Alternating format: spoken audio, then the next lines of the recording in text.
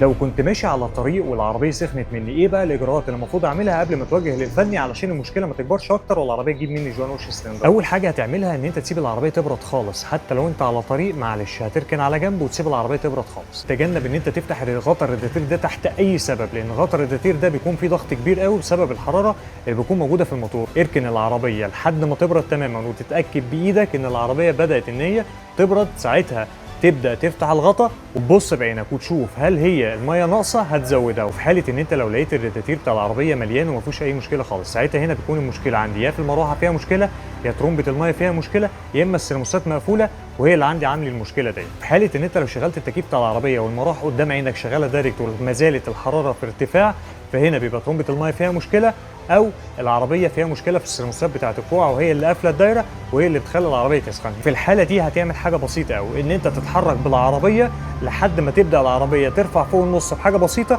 وتبطل العربيه وتستنى شويه تبرد، تبدا تتحرك تاني لحد ما العربيه تبدا تسخن فوق النص بحاجه بسيطه، تبطل العربيه وتستنى تبرد، وتفضل على الحاله دي. ما عندكش حل تاني غير ان انت تفضل تتوجه بيها واحده واحده لحد ما تقدر توصل لاي فني يساعدك. ما تغامرش وتخلي امبير الحراره مستمر في الارتفاع، علشان دون ممكن يخلي العربيه تجيب منك جوان يا المكنه تسلخ منك. وخليك فاكر انا نصحتك وانت براحتك.